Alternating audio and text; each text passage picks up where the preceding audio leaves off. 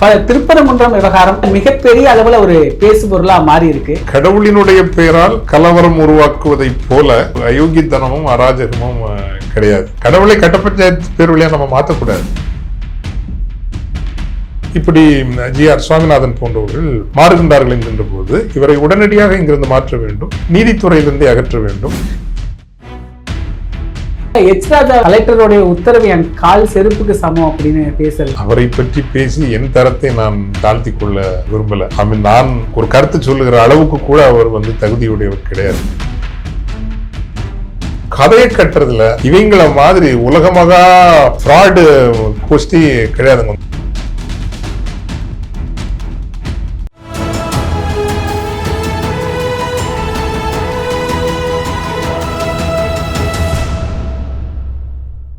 தமிழ் நிறம் நேயர்களுக்கு வணக்கம். இன்று நம்மிடையே ஃபாதர் ஜெகத் கஸ்பர் அவர்கள் இணைந்துள்ளார். ஃபாதர் வணக்கம். ஃபாதர் வணக்கம். திருப்பரங்குன்றம் விவகாரம் இன்றைய சூழல்ல மிகப்பெரிய அளவுல ஒரு பேசு பொருளா மாறி இருக்கு. நீங்க எப்படி நினைக்கிறீங்க ஃபாதர் இந்த விவகாரத்தை? முதலில் இறைவன் ஒருவர், அவர் ஒருவராகத்தான் இருக்க முடியும். நம் நாட்டில் உலகத்தில் கட்சிகள் இருப்பதை போல வானுலகத்திலும் ஆளுக்கு ஒரு கட்சி என்றால் வானுலகம் தாங்காது. அப்போ அந்த இறைவன் தன்மையில் எப்படி ஆனவர் என்பது கூட நமக்கு தெரியாது. அதனால்தான் அவரை விண்ணிலும் மண்ணிலும் தூணிலும் துரும்பிலும் இருக்கிறார், அதே நேரம் எல்லாவற்றையும் கடந்தும் இருக்கிறார் அப்படிங்கிற ஒரு புரிதல் நமக்கு இருக்குது. எனவே தான் திருமூலர் சொன்னது நம்ம நினச்சிருக்கிறோம். இப்போதான் திமுக தான் அண்ணா தான் ஒன்றே குலம் ஒருவனே தேவன் சொன்னார். ஆக்சுவலி அது பேரறிஞர் அண்ணா அவர்கள் சொன்னதல்ல, அன்றே திருமூலர் சொன்னது ஒன்றே குலம் ஒருவனே தேவன். இது தமிழர்களினுடைய மரபணு. அதனால தான் இந்த பிரச்சனையை கூட நீங்கள் பார்த்தீங்கன்னா மக்கள்கிட்ட எது அதிகமாக போய் சேர்ந்திருக்குன்னா அந்த இடத்தில் தீபம் ஏற்றுகிற உரிமை ஒரு சிறு தொகுப்பினர் தான் கலவர பூமியாக மாற்றுகிறார்கள் அப்படிங்கிற பரப்புரை தான் நல்லா போய் மக்கள்கிட்ட ரீச் ஆகிருக்குது. இதுவும் ஒரு யதார்த்தம். சரி, இது ஒன்று. ரெண்டாவது, கடவுளினுடைய பெயரால் கலவரம் உருவாக்குவதை போல ஒரு அயோக்கியத்தனமும் அராஜகமும் கிடையாது. ரொம்ப அருவருப்பான அராஜகம், அது அருவருப்பான ஒரு அயோக்கியத்தனம்னு சொல்லலாம். ஏன்னா இறைவன் என்கிறவன் இணைக்கிறவன், இறைவன் ஒற்றுமையினை உருவாக்குகிறவன். அப்போ நீங்க இந்த இடத்துல இதுதான் கோயில். என்னை பொறுத்த வரைக்குங்க ஒரு சமூகமாக இணைந்து வருவதால் திருக்கோயில்கள் முக்கியத்துவம் பெறுகின்றன. அது சர்ச்சா இருக்கட்டும், மசூதியா இருக்கட்டும். இந்த சமூகமாக இணைந்து வருகின்ற போது ஒரு சமூகமாக இறைவனை நாம் கொண்டாடுகின்றோம், மக்களுக்குள் ஒரு ஒற்றுமை வருகிறது. மற்றபடி குடும்பத்தை விட பெரிய கோயில் என்ன இருக்க முடியும் இல்லையா? ஒரு வீட்டுக்குள் வேலை செய்கிற இடம் திருக்கோயில். என்னை பொறுத்த வரைக்கும் இப்படிதான். நீங்க வேலை செய்கிற இடம் திருக்கோயில், பயணம் செய்கிற போது அந்த இது ஒரு திருக்கோயில். இந்த உலகமே ஒரு திருக்கோயில் தானே. இப்போ இந்த இடத்துல தான் நான் கடவுளை உணர முடியும் அப்படின்னா அவன் எங்கும் இருக்கிறவன் இல்லை. அதான் சொல்ல, மண்ணிலும் விண்ணிலும் தூணிலும் துரும்பிலும் எங்கும் வியாபித்து இருக்கிறவன். இறைவனை நினைப்பதற்கு இந்த இடத்தில் தான் நம்ம நினைக்கணும், ஒரு வழிபடணும்லாம் கிடையாது. அதை விட முக்கியமாக நமது ஆன்மீகம், நமது தமிழ் மறை என்ன சொல்லி தந்திருக்கிறது, அதிலும் சித்தர் மரபு என்ன சொல்லி தந்திருக்கிறது என்றால் உள்ளத்தின் ஆழத்தில் நீங்கள் இறைவனை தேடுங்கள், அப்படித்தான் சொல்லி தந்திருக்குது இல்லையா? அதுவும் சித்தர் மரபு ரொம்ப வளரார் சுவாமிகள் அருட்பெரும் ஜோதினார். அது உருவமே கிடையாது, அரூபியாக இருக்கிறவர் அப்படின்னு சொல்லி தந்தார். சித்தர்கள் இன்னும் ஒருபடி போய் நட்டக்கல்லை தெய்வம் என்று 4 புஷ்பம் சாத்தியே சுற்றி வந்து முனாமுனா என்று சொல்லும் மந்திரம் ஏதடா, நட்ட கல்லும் பேசுமோ நாதன் உள் இருக்கையில் சுட்ட சட்டி சட்டுவம் கரிச்சுவை அறியுமோ அப்படின்னு கேட்பார். அதாவது நீங்க சாம்பார் போட்டு சட்டுவத்தை வச்சு குழப்பறீங்க, இந்த சாம்பாரோட சுவை சட்டுவத்துக்கு தெரியுமா? தெரியாது. அந்த சட்டுவம் போலதான் இந்த நீங்க சொல்ற எந்த சிலையா இருக்கட்டும், அல்லது எந்த தொழுகை கூடமா இருக்கட்டும், அல்லது எந்த தீபத்தூணா இருக்கட்டும், எல்லாமே இந்த சட்டுவம் தான். சட்டுவத்துக்கும் இறை அனுபவத்துக்கும் அல்லது கற்களுக்கும் இறை அனுபவத்துக்கும் தொடர்பு இல்லை. இறை அனுபவம் இங்க இருக்கிற விஷயம். நம்ம ஒரு நம்பிக்கையோட நம்ம போறோம். இப்போ ஒரு ரோசா பூ கொடுக்குறோம், லவ்னு கொடுக்குறோம். ரோசா பூவை லவ், உங்க லவ்வை வெளிப்படுத்துறதுக்கு ஒரு வடிவம் தேவைப்படுது இல்லைங்களா? அந்த வடிவம் தானே தவிர, அதனால ரோசா பூ தான் லவ். அதனால அந்த ரோசா பூ நான் ஏதோ பன்னீர் தெளிச்சு காலம் முழுசும் வச்சிருப்பேன் பைத்தியகாரத்தனம். ஸோ யதார்த்தமா இதை பார்க்கணும் அப்படின்னு நினைக்கிறேன். இப்போ திருப்பரங்குன்றம் பிரச்சனைக்கு நம்ம வந்தோம் அப்படின்னா, முதல்ல அந்த மலை பல மத நம்பிக்கைகளை கடந்து தான் இன்றைய நிலைக்கு வந்திருக்கு. இன்னைக்கு அது ஒரு சிங்க்ரெட்டிக்னு வச்சுக்கலாம். ஆக்சுவலி இந்த பரன் என்கின்ற சொல் அது சமண முறையில் வருகிற சொல். சைவத்துக்கு முந்தையது. சைவம் வருவதற்கு முன்னரேயே அந்த ஒரு சமண, என்ன மதுரை முழுசும் பார்த்தீங்கன்னா சமண படுக்கைகள் தான். எல்லா பாறைகளிலும் எல்லா மலைக்குன்றுகளிலும் சமண முனிவர்கள் தங்கி அது அவர்களுக்கான இடமாக இருந்திருக்கலாம், அல்லது ஒரு கொடுமையின் காலத்தில் அவர்கள் ஒடுக்கப்பட்ட காலத்தில் பாதுகாப்பு தேடி புகலிடம் தேடிய இடங்களாக இருக்கலாம். ஆனால் அந்த பரன் திருப்பரன் குன்றம் அப்படிங்கிறது அது ஒரு சமண சொல் தான். அதன் பிறகு அது சைவத்தினுடைய ஒரு திருத்தல இடமாக மாறுகிறது. அறுபடை வீடுகளில் மிக முக்கியமானதாகவும் முதலானதாகவும் திகழ்கிறது. இன்ஃபேக்ட் அந்த அறுபடை வீடுகளிலேயே நான் சொல்றது முருகப்பெருமானை கூட வையத்துள் வாழ்வாங்கு வாழ்ந்து வானுரையும் தெய்வமாகிய ஆனால் தான் இன்னைக்கும் அவருடைய நினைவும் அந்த அவருடைய பக்தியும் ஒரு கடுமையாக நிலைத்து நிற்பதற்கு காரணம் அது மக்கள் ஒரு மதமாக இருந்தது. அறுபடை வீடு என்பது அது பஜனை பாடுற இடம் இல்லை, படை வீடு, முருகனுடைய படை வீடு. படை வீடை எதற்கு கட்டுவார்கள்? பகைவர்களிடமிருந்து, மக்களுக்கு தொந்தரவாக இருந்த பகைவர்களிடமிருந்து மக்களையும் நிலத்தையும் பாதுகாப்பதற்காக. ஸோ முருகப்பெருமான் ஒரு மிகப்பெரிய போர் வீரராக இருந்திருக்க வேண்டும், அந்த மக்களுக்கு நல்லது செய்து இறைநிலைக்கு உயர்ந்தவராக இருக்க வேண்டும் என்பது என்னுடைய ஒரு எண்ணம். அதுவும் திருப்பரங்குன்றத்தில் நீங்க பார்த்தீங்கன்னா அவருக்கு ஏனைய இடங்களெல்லாம் மயில் மட்டும்தான் அவருக்கு வாகனமா இருக்கும். இங்க சேவலும் இருக்கும், யானையும் இருக்கும்னு நினைக்கிறேன். யானை, சேவல், மயில் என்று இங்க இருக்கும். அது அது மாதிரி சூரசம்ஹாரம் எல்லா இடத்துலையும் ஒரு ஆண்டுக்கு ஒரு முறை தான் நடக்கும். பட் இங்கே திருப்பரங்குன்றத்தில் ஆண்டுக்கு 3 முறை நடக்கும். தெப்ப திருவிழா நடக்கும்னு நினைக்கிறேன், அழகர் திருவிழா டைம் நடக்குமான்னு தெரியல. ஆனால் ஒரு ஆண்டுக்கு ஒரு 3 முறை நடக்கும். தனித்துவமான ஒரு இது. வைணவ நம்பிக்கையாளர்களுக்கு அங்கே கோயில் உண்டு. சைவம் அப்பர் சுவாமிகள் பாடியிருக்கிறார், சுந்தரர் பாடியிருக்கிறார். 3 பேருமே பாடின ஒரு கோயில்னு வச்சுக்கலாம். அது சைவத்துக்கும் ஒரு மிக முக்கியமான கோயில் இருந்தது. பட் பெருமாளுக்கு கோயில் இருக்குது, உச்சி பிள்ளையாருக்கு கோயில் இருக்குது. அங்கதான் இந்த தீபம் இது வரைக்கும் ஏற்றிருக்காங்க. அப்புறம் சிக்கந்தர் தர்கா வருது. இன்னும் கீழே வந்தீங்கன்னா கிறிஸ்தவ கோயிலும் இன்னைக்கு இருக்குது. ஸோ அழகான ஒரு சிங்க்ரெட்டிக் மலை இன்னைக்கு அது உண்மையிலே திருமலை தான்.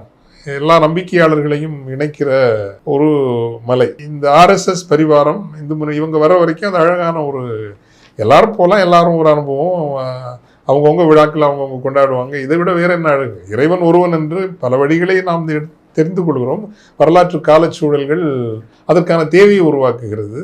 அப்படித்தான் சமணம் நீங்கி சைவம் வந்தது. சைவத்துக்கு பிறகு இஸ்லாம், கிறிஸ்தவம், இறை நம்பிக்கை இல்லாதவர்கள்.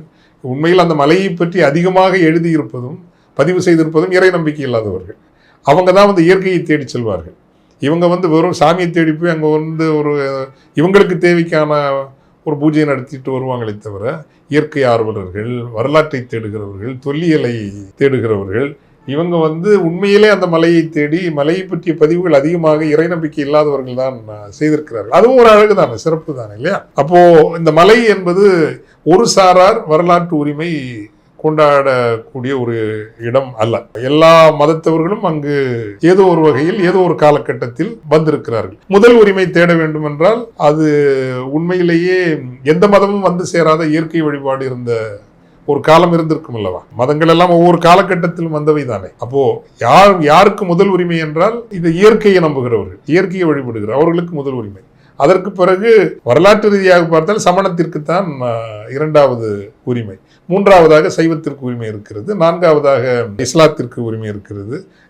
கிறிஸ்தவர்களும் அங்கு ஒரு திருக்கோயில் வைத்திருக்கிறார்கள். எல்லாருக்கும் மேலாக இயற்கையை நேசிக்கும், வரலாற்றை தொல்லியலை நேசிக்கும் அனைவருக்கும் அந்த இடத்தின் மீது உரிமை இருக்கிறது. இதுதான் என்னுடைய பொதுவான பார்வை. இப்போ இந்த தீப திருவிழாவுக்கு வருவோம். உண்மையில் எனக்கு கார்த்திகை தீப விழா ரொம்ப பிடிக்கும். கார்த்திகை ஏன்னா கிறிஸ்து பிறப்பு, ஈஸ்டர் எங்கிருந்தோ வந்த ஒரு திருவிழா தான், சிறந்த திருவிழா. அதில் மிகச்சிறந்த ஒரு மகிழ்ச்சியான கொண்டாட்டமான பொருளார்ந்த ஒரு திருவிழா. ஆனாலும் அது இந்த நிலத்தில் பிறந்தது அல்ல, அது வந்தது தான். அதே போல ரம்ஜானா இருக்கலாம், மிலாது நபியாக இருக்கலாம், சிறந்த திருவிழாக்கள், உயர்ந்த திருவிழாக்கள். ஆனால் இங்கு உருவானவை அல்ல, அவை வெளியிலிருந்து சேர்ந்தவை. அதே போலத்தான் இங்க இருக்கிற தீபாவளியாக இருக்கட்டும், விநாயக சதுர்த்தியாக இருக்கட்டும், அதெல்லாம் வைதீகம் வடநாட்டிலிருந்து கொண்டு வந்த இது. அதுக்கும் நமக்கும் வரலாற்று தொன்மம் எல்லாம் கிடையாது. அதுவும் வந்த கிறிஸ்துமஸ் போல தீபாவளி எல்லாம் வந்ததுதான். இந்த நிலத்தில் பல நூறு பல்லாயிரம் ஆண்டுகளுக்கு வேறாக வேரோடி இயற்கை சூழலியல், நம்ம பல்லுயிர் கோலம்னு சொல்லுவாங்கல்ல, இந்த நிலப்பரப்பினுடைய அந்த பல்லுயிர் சூழல் காலநிலை, அந்த மார்கழி வரப்போ ஈசல்கள் நிறைய படையெடுக்கிற காலம். எனவே அந்த மாதம் முழுவதுமே, அந்த மார்கழி முழுவதுமே தீபம் ஏற்றுகிற ஒரு கார்த்திகை தொடங்கி மார்கழியிலேயே தீபம் ஏற்றுகிற ஒரு இயற்கை தேவைக்காக இறை தொழுவது போல் அதை கொண்டு வராங்க. உண்மையிலே இந்த ஃப்ளைஸ், அந்த குளிர்காலத்தில் வரக்கூடிய ஈசல்களின் ஒரு படையெடுப்பு, அது அதை எதிர்கொள்வதற்கான ஒரு இயற்கை முறையாகவும் அது பயன்பட்டு இருக்கிறது. வேறும் பல ஒரு வெளிப்பாடுகளாக வந்த இந்த நிலத்திற்கு சொந்தமான நல்ல திருவிழா தான் கார்த்திகை தீபம். என்னை கேட்டால் நான் சொல்வேன், தமிழர்கள் தைப்பொங்கலையும் கார்த்திகை தீபத்தையும் ஒரு பண்பாட்டு விழாக்களாக கொண்டாட வேண்டும். கார்த்திகை தீபத்தை ஏதோ ஒரு இந்து மதத்திற்குரிய ஒரு நிகழ்வாக கிறிஸ்தவர்கள், இஸ்லாமியர்கள் எல்லோருமே அந்த கார்த்திகை தீபத்தை ஒளி விழாவாக கொண்டாடணும் அப்படின்னு எனக்கே அது ஒரு இயக்கமாக நடத்தணுங்கிற ஆசையெல்லாம் உண்டு.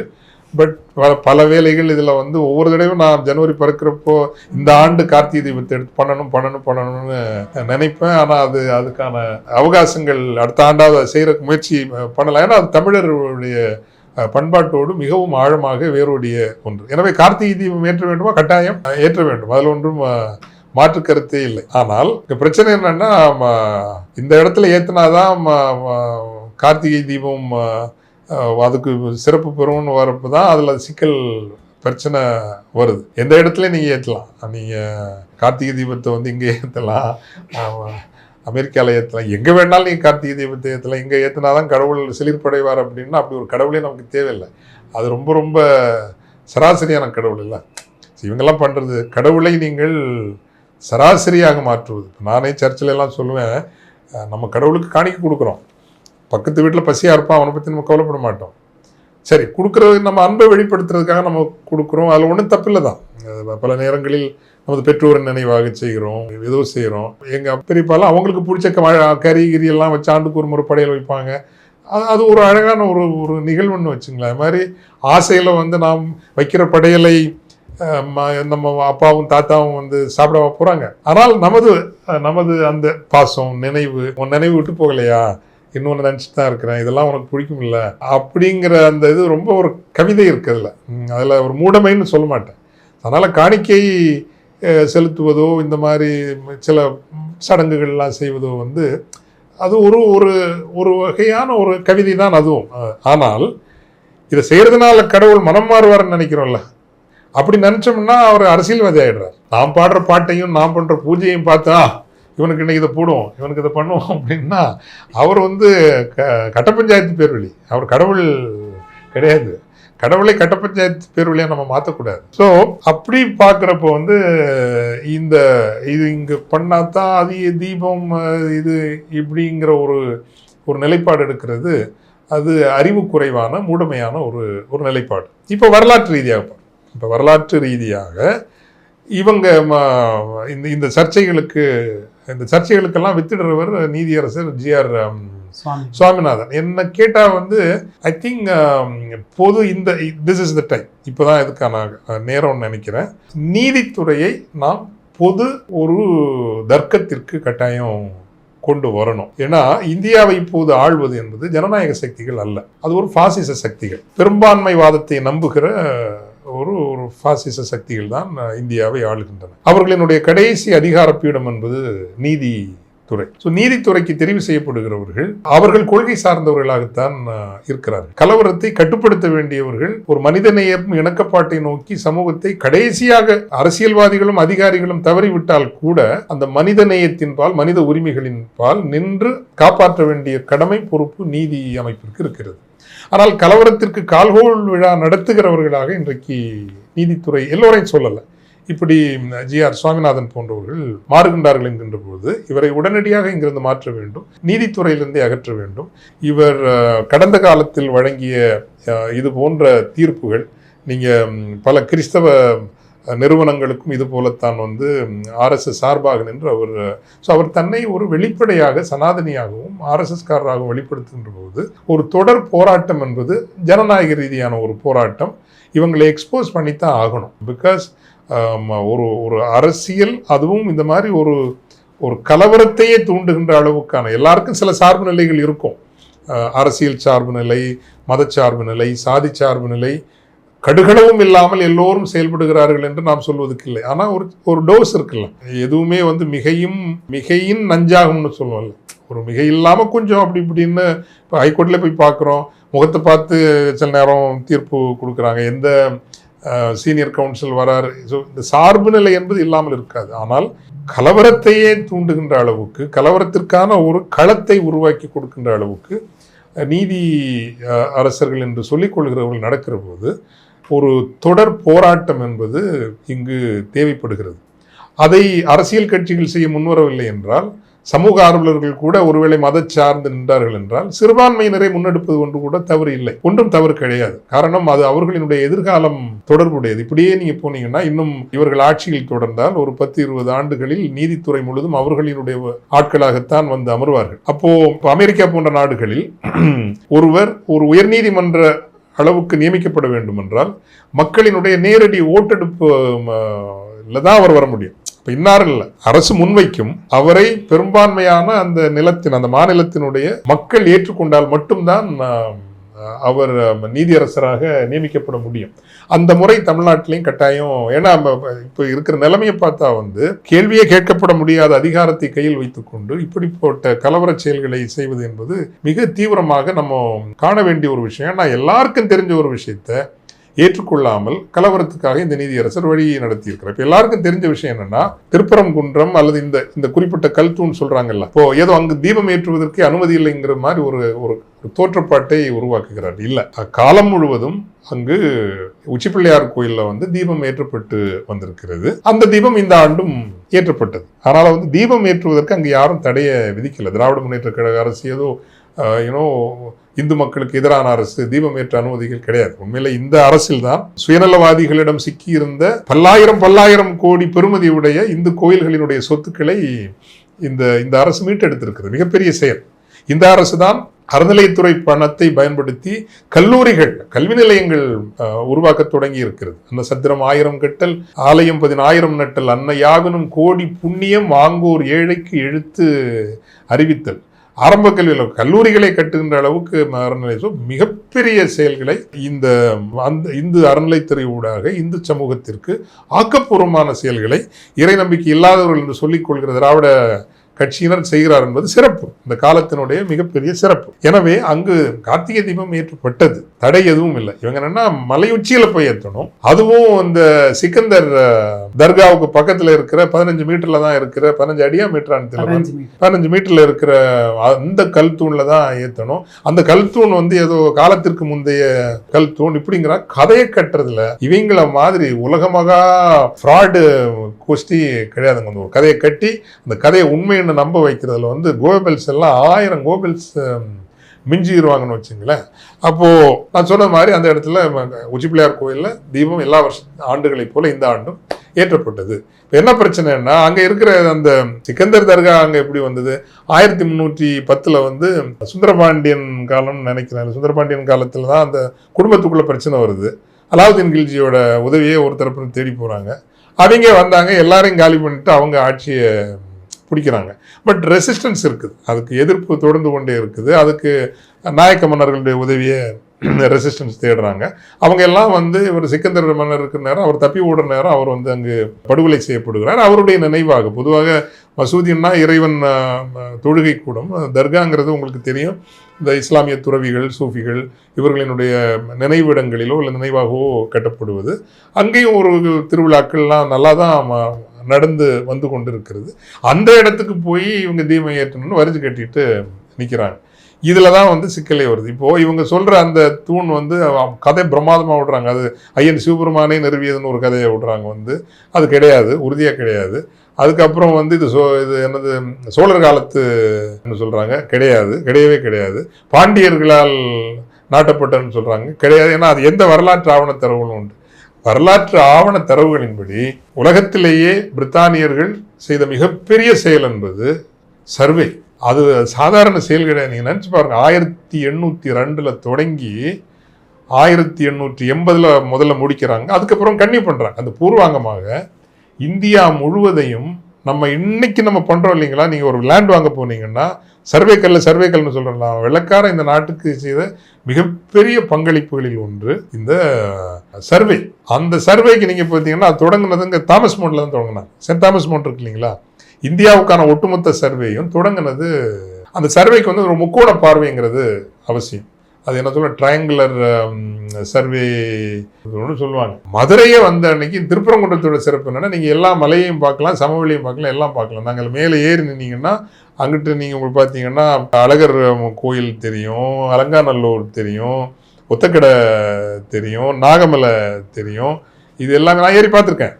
அதனால் வந்து இது எல்லாம் தெரியறதுனால அந்த ட்ரையாங்குலர் அந்த முக்கோண அளவீட்டுக்கான கல் தான். இதை வந்து பிரித்தானியர் காலத்து சர்வேயும் பதிவு செய்து அதுக்கு பின்னாடி சுதந்திரத்துக்கு பின்னாடி வந்த சர்வேக்கள்லையும் அந்த குறிப்பு, இந்த கல்லை பற்றின குறிப்பு இருக்குது.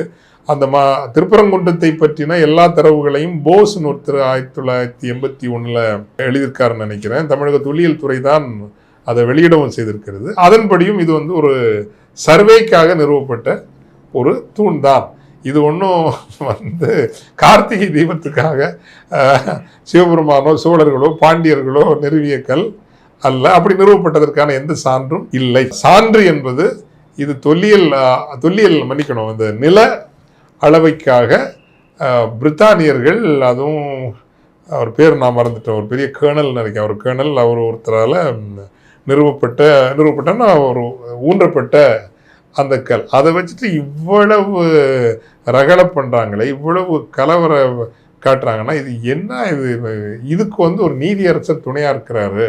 அப்படிங்கிறப்போ வந்து this is the time to put the judiciary also into question and create a mass movement to recall. கட்டாயம் வந்து ரீகால் வந்து இப்படிப்பட்டவங்க நீதித்துறையில் இருக்கவே கூடாது. அவர் தனிப்பட்ட முறையில் நல்ல மனிதர் தான், அவர் எளிமையானவர், அதில் ஒன்றும் சந்தேகமே இல்லை. ரொம்ப ஒரு தன்மையானவர், ஆடம்பரமானவர் கிடையாது, கரப்ஷன் கிடையாது. அவரும் நானும் ஒரு கம்பெனி விழாவில் கூட சேர்ந்து அப்போ கூட அவருடைய அந்த பண்பெல்லாம் நான் பார்த்துருக்கிறேன். பேசி முத்தையா வரப்போ வந்து அவரே எழுந்து விலகி நின்று அவருக்கு இடம் கொடுத்து விட்டு தான் அவர் உட்கார்ந்தார். இப்படி நல்ல பண்புகள் எல்லாம் இல்லைங்களா. பட் மத ஒரு அளவுக்கு மேலே போனால் வந்து அது பெர்வர்ஷன் ஆகிடுது. இப்போ நான் சொல்கிறது தான், இப்போ அந்த குடிக்கிறப்ப வந்து நீ குடிக்கிறவங்க ஏதோ ஒரு லார்ஜோடு நிறுத்திக்கிட்டாங்கன்னா அது ஒரு ஓகே, அப்படி இதாகிறோம். 2ஓட நிறுத்திக்கிட்டாங்கன்னா ஓகே. அதுக்கு மேலே போனான்னா சரக்கு அடிக்கிற ஒரு கேவலமான ஒரு பிறவி ஆயிடுறான் இல்லைங்களா. அவரை ஒரு அருவறுப்பாக தான் நம்ம பார்ப்போம். ஸோ இதெல்லாம் மதவெறி அளவுக்கு மேல் ஏறி, சாதி வெறியோ மத வெறியோ மொழி வெறியோ எதுனாலும் அளவுக்கு மேலே போச்சுன்னா அது வந்து அருவறுப்பாக பெர்வர்ஷனாக மாறிடுது. ஸோ இதுக்கு எதிராக வந்து கட்டாயம் இன்னைக்கு வந்து ஒரு பெரிய இயக்கம் வேணும்னு நான் நினைக்கிறேன். நீங்கள் கேட்ட ஒரு கேள்வியிலேயே எல்லா கேள்விக்கான பதிலும் சொல்லிட்டேன்னு நினைக்கிறேன். அதனால் வேறு கேள்வி இருந்தால் நீங்கள் கேட்கலாம். இதில் இப்போது அவர் வந்து பொதுவெளியில் ஆர்எஸ்எஸ் உடைய பேச்சுகள், அப்போ இந்து தர்ம பேச்சுகள் எல்லாமே ஜிஆர் சுவாமிநாதன் பேசுகிறத பார்க்க முடியுது. அதே சமயம் திராவிட இயக்கங்களை பழித்தும் இழுத்தும் பேசக்கூடிய ஒரு பார்வையை தான் முன்வைக்குது. இப்போ இவர் இந்த வழக்கை எடுத்ததே தப்புங்கிற மாதிரியான ஒரு பார்வை இருக்குது. ஆமாம். இப்போ இதை திமுக அரசு கையாண்டதை எப்படி பார்க்குறீங்க? இல்லை, அது ஐ திங்க் அந்த இஷ்யூவை அது கையாண்டது ரொம்ப சரியாக கையாண்டுருக்கிறாங்க. அது ஏதோ சிறுபான்மையினர் சார்ந்து எல்லாம் கிடையாது. அதாவது நமக்கு தேவை இன்றைக்கு கலவரங்களா இல்லை வளர்ச்சியா, அந்த விவாதத்தை முன்வைத்திருக்கிறார்கள். அதில் நான் இப்போ சோஷியல் மீடியாவுடைய அந்த அனாலிசிஸ் எல்லாம் வரும் இல்லைங்களா, பார்க்குறப்ப வந்து ட்ராக்ஷன் எதுக்கு இருக்குது அப்படின்னு பார்த்தோம்னா, கலவர பூமியாக மாற்ற பிஜேபி சங்க பரிவாரங்கள் முயற்சி செய்கின்றன. அதுதான் இங்கே ட்ராக்ஷன் ஆகிருக்குது. இப்போ இது இப்போ முருகனுக்கு திருமுருக பெருமாள் எவ்வளோ பெரிய படைவீடு, அது முதல் படைவீடு இல்லையா, திருப்பரங்குன்றம் முதல் படைவீடு, பல வாகனங்களை கொண்டது, ஆண்டுக்கு 3 சூரசம்ஹாரம் நடக்கிற இடம். திருமுருக பெருமானுக்கு ஒரு சிக்கல்னா இன்னைக்கு தமிழ்நாடே கொந்தளிச்சிருக்கணும்ல, பேருந்துகள் ஓடி இருக்காதுல்ல, அன்றாட வாழ்க்கை ஒரு அப்படி வந்து நிற்கணும் இல்லை, யாரும் வரலையே. அணிதிரட்டப்பட்டு கட்டமைக்கப்பட்டு அங்கே போய் நீங்கள் தகராறு பண்ணுறதுக்கான ஒரு கூட்டம் தான் வருது தவிர ஏன் மக்கள் எழலை அப்படின்னா, இவங்க வேணும்னே இது கலவர பூமியாக மாற்றுறாங்க அப்படிங்கிற புரிதல் மக்களுக்கு இருக்குது. ஸோ அதை திராவிட முன்னேற்றக் கழக அரசு மிக மிக சரியாகத்தான் கையாண்டு இருக்கிறது. But the political resistance to judiciary, இந்த மாதிரி எலமெண்ட்ஸ் இந்த ஜுடிஷியரி, அது வந்து இன்னும் நிறைய மக்களை அணிதிரட்டணும். ஏன்னா முன்னாடியெல்லாம் இந்திய நாட்டை ஆளலாம் பிஜேபி, பட் தமிழ்நாட்டில் பிஜேபிக்கு உள்ள வாக்குகள் என்பது 5% தான். அப்போ ஜுடிஷியரிலேயே அவங்க ஆட்கள் வரதா இருந்தால் 5% தான் வரணும். அப்படி நீங்கள் கேட்குறதா இருந்தால் திமுகவையும் அதிமுகவையும் கேட்கணும், திமுக கூட்டணியும் அதிமுகவையும் கேட்கணும். கூட்டணியில் அவங்க 5% தான், 95% நான் பிஜேபி ஓட்டு தாங்க. எப்படி நீங்கள் பிஜேபி ஆட்களை மட்டும், நீங்கள் ஆர்எஸ்எஸ் ஆட்களை மட்டும் ஜுடிஷியரி கொண்டு வருவீங்க? இது ஒரு பெரிய மாஸ் மூமெண்ட்டாக வரணும். அப்போ தான் அவங்க பயப்படுவாங்க. ரீகால் இல்லைன்னா அமெரிக்காவில் இருக்கிற மாதிரி நீங்கள் நீதி அரசர்களும் மக்கள் நீ ப்ரொபோஸ் பண்ண இந்த 4 பேருன்னு, இந்த 4 பேரில் யார் வேணாங்கிறது மக்கள் முடிவு பண்ணட்டும். அப்போ அவர் யார், அவருடைய பின்புலம் என்ன, அவர் எப்படிப்பட்டவர், இதெல்லாம் பொதுக்களத்தில் விவாதிக்க முடியும் இல்லையா? இவங்க ஏதோ உலகமாக அந்த என்னது ஜுடிஷியரிக்கு யாரோ படக்கூடாத ஒரு உலகமகா புனிதவான்கள், தூயவான்கள், அந்த காலமெல்லாம் முடிஞ்சு போச்சு. காலத்துக்கு ஏற்றபடி மாறித்தான் ஆகணும். அதனால் there is nothing called disrespect. நான் மார்க்கும் குடி அல்லோ அப்படின்னு சொன்னதெல்லாம் இல்லை. நெற்றிக்கண் திறப்பினும் குற்றமே தேராமன்னா செப்புவது உடையேன். அன்னைக்கு சொன்ன இடம் தானே அது. அதனால் இன்னைக்கு நம்ம speaking truth to power, particularly to judicial power, is very important today. இந்த விவகாரத்தில் எச் ராஜாவை அவருடைய செயல்பாடுகள் ஃபாதர், இப்போ ஏற்கனவே அவர் ஹைகோர்ட்டாவது மயிராவது மன்னிக்கணும் இந்த வார்த்தை இதை சொல்லியிருந்தாரு. கலெக்டருடைய உத்தரவு என் கால் செருப்புக்கு சமம் அப்படின்னு பேசுறது அவர் எப்படி ஃபாதர்? அவருக்கு மட்டும் தனி கான்ஸ்டியூஷன் தான், என்ன வேணாலும் சொல்லிட்டு தமிழ்நாட்டில் உலாவுறாருல்ல அவர். அவரை பற்றி பேசி என் தரத்தை நான் தாழ்த்தி கொள்ள விரும்பலை.